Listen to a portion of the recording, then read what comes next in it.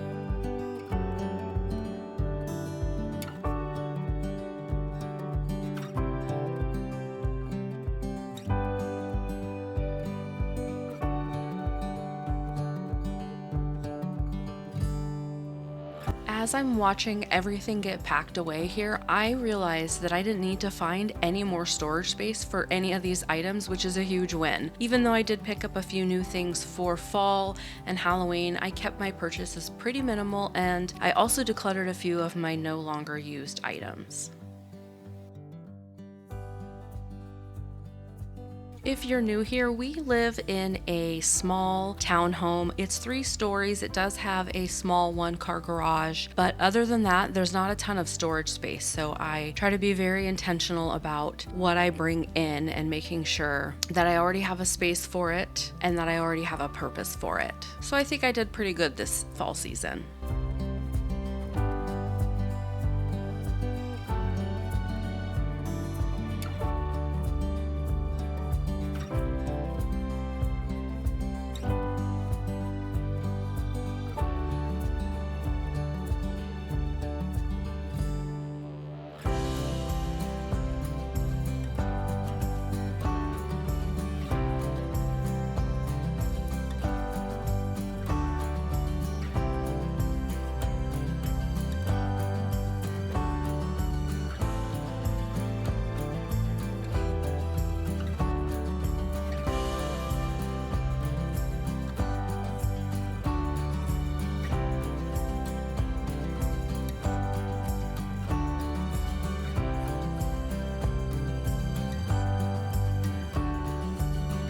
So I got everything packed away into the totes, got them stored away in the garage, and then realized that I forgot something. I forgot to remove these pillow covers from a couple of throw pillows that I have on my couch. So I'm just pulling those off really quickly before I move on to the cleaning.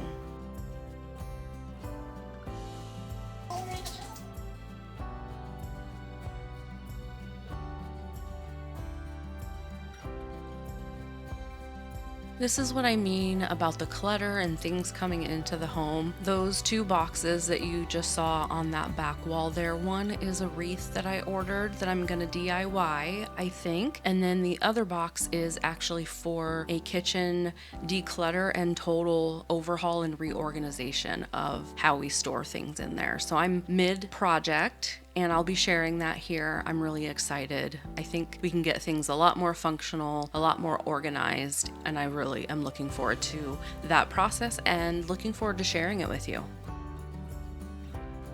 I had some of my fall decor on this bookshelf here, so I just wanted to make sure to give it a nice wipe down and dusting.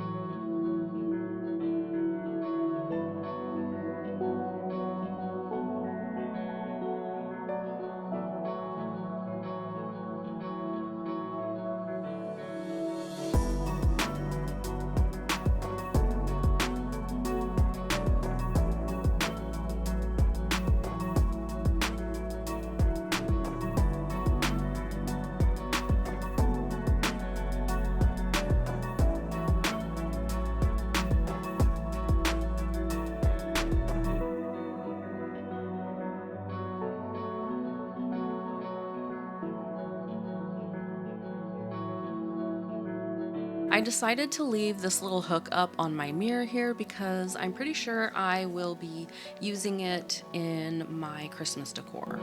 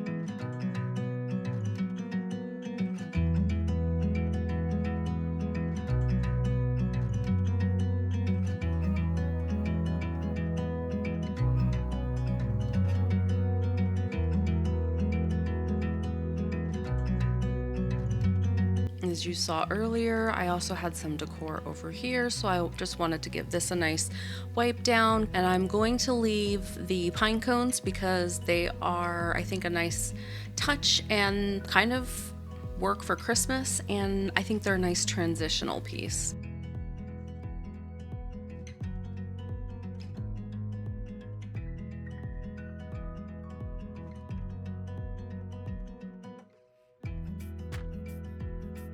While I was in here cleaning, I saw that the pendant lights over our kitchen island were looking pretty grungy, so I thought I'd spend a little bit of time on them, especially since I have a fun Christmas decor idea for them. When these are clean, it also helps reduce the visual clutter and kind of helps open up the kitchen space.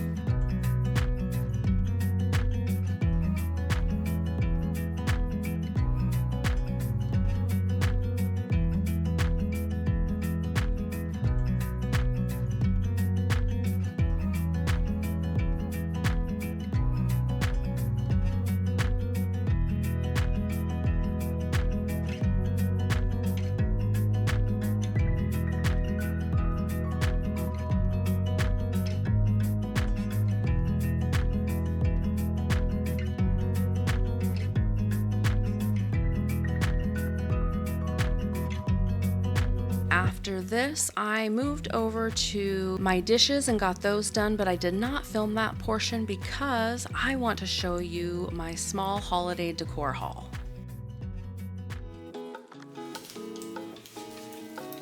I got these two picks from Michaels. Got these two garlands from Michaels. I hope to use them outside in my patio.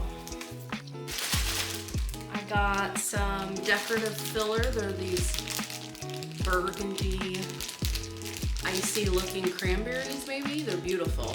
Michaels. I got this wreath at Walmart and I'm not quite done fluffing it. I need to fluff it some more, and then I'm going to go in and probably add some picks to it. I got two of these candle holders. Got these at Walmart. I'm probably gonna take, they say joy, I'm probably gonna take these off, and I might do this as part of my DIY. Maybe darken this, do like a bronzed copper or something. There's two of them. This is some Norfolk pine that I picked up from Amazon.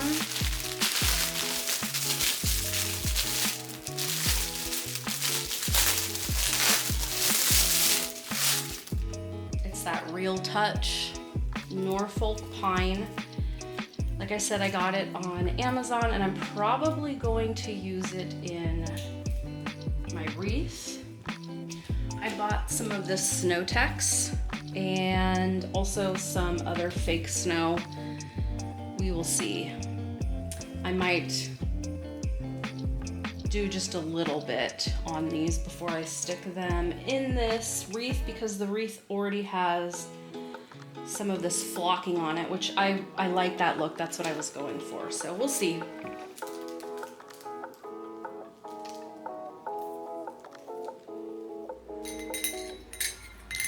These I got at Walmart. They were just a couple of dollars. I'm probably gonna remove the bow, probably the foliage. I want to paint them to be more like a antique bronzed copper, that kind of a vibe. And then I'm going to attach them, hopefully, to my wreath. And I got this bow and these two bows at the Dollar Tree. And I want to attach this bow to my wreath and then have these bells on it. Pretty standard, but a DIY, really inexpensive. This wreath was very inexpensive. And then I will get to kind of make it my own. And then I got these two bows. I have two mini trees on my front patio. And I think I will attach these to the trees, probably on the pot, probably on the pots. We'll see. I always get some of these scent-sicles. I stick them in my tree. We do have a fake tree, but I love that tree smell. I got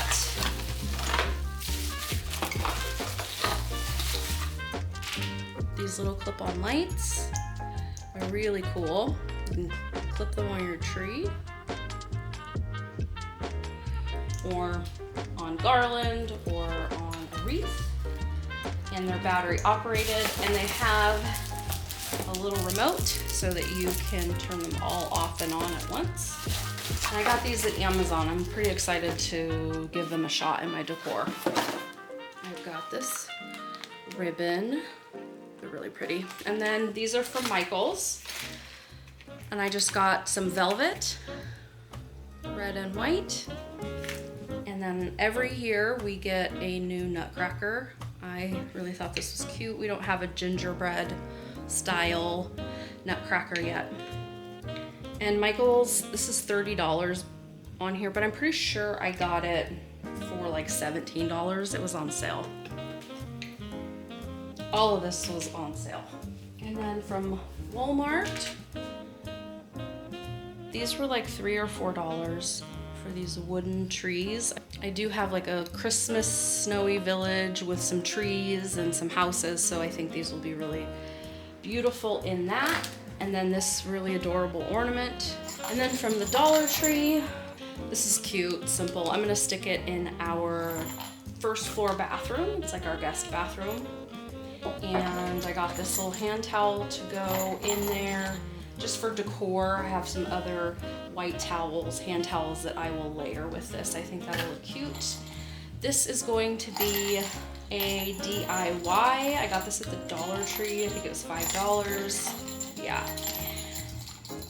I'm gonna paint it. I'm not sure what I'm gonna do with this stuff yet, but I'm looking forward to doing a little project. I've got a couple projects for this holiday season. We always get these scented pine cones from either the grocery store or wherever. I happened to see these at Michael's. They were on sale and I picked them up. And they smell so good. Cinnamon scented. A couple more things. This is a layering rug for my front patio. And I got this on Amazon. Got a little bit of fake snow for my tablescape maybe, or my snowy village, I'm not sure yet. And this inexpensive tree skirt at Walmart. It stands up, and then what I wanted to do, possibly, is a DIY project. And create my own tree skirt with these really cool logs. So my Christmas tree is flocked, and I really like that snowy winter wonderland, I don't know, forest feel. So I don't know, we'll see. I'm gonna give this maybe a shot and see how it will look. Try to do my own tree skirt. And that's it. Everything I got. I have plenty of decor already, so I didn't need a ton. I do like to get a few things every year, but not go too overboard. I hope you enjoyed my little mini haul. I'd love to know down in the comments below, what things did you pick up or are you planning on picking up to decorate your home with? Well, I have to say, I have been working on some holiday DIYs, and I'm really looking forward to sharing those with you in my next video.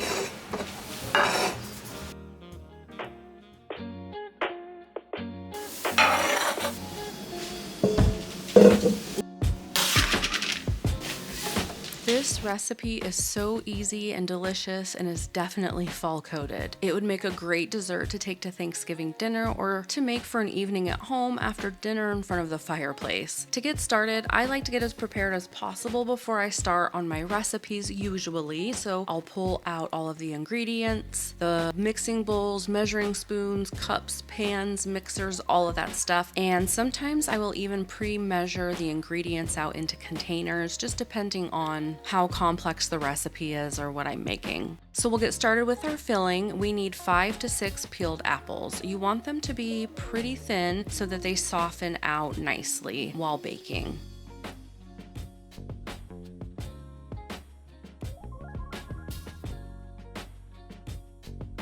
I have one of those tools, simple metal thing meant for slicing, so I just used that and it worked really well.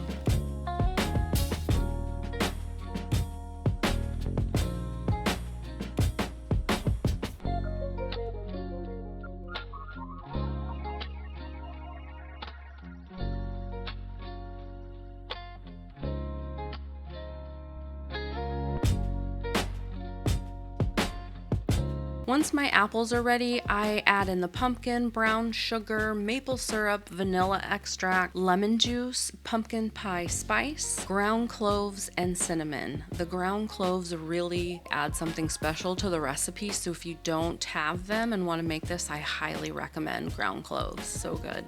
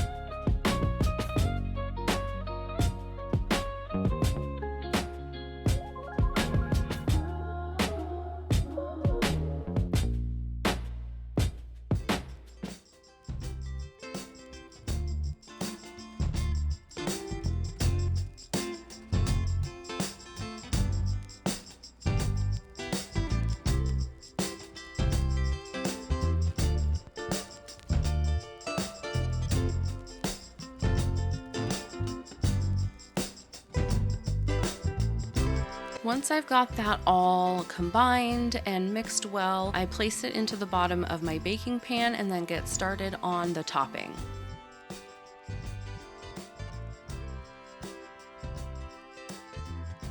For the topping, in a separate bowl, you're just going to mix the flour, oat, pecans, brown sugar, cinnamon, salt all together, and then you'll add in your cubed butter.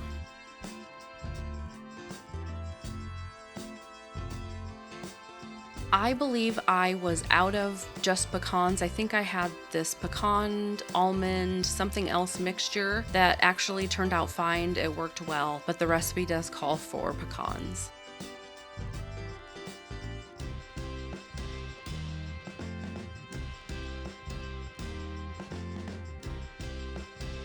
For the butter, you really want to make sure that it's nice and cold, so I pulled it out of the fridge right before I was ready to cube it.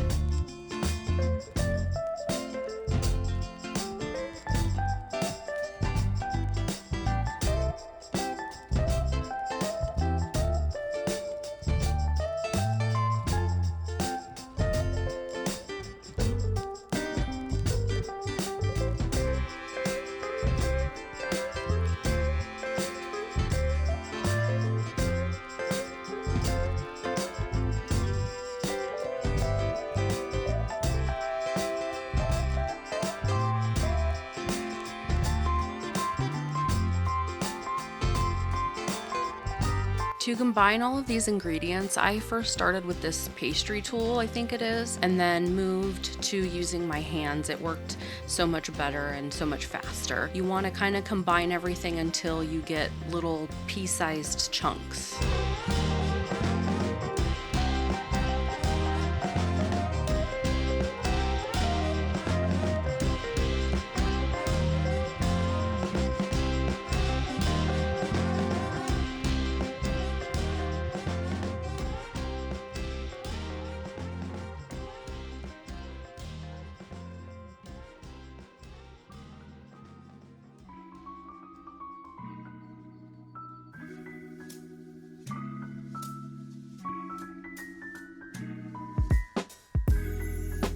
You'll sprinkle the topping right over the top of the apple pumpkin filling, and then you will place in the oven at 350 degrees for 35 to 40 minutes, depending on how crispy you want your topping and how soft you want your apples to be, and it is so delicious.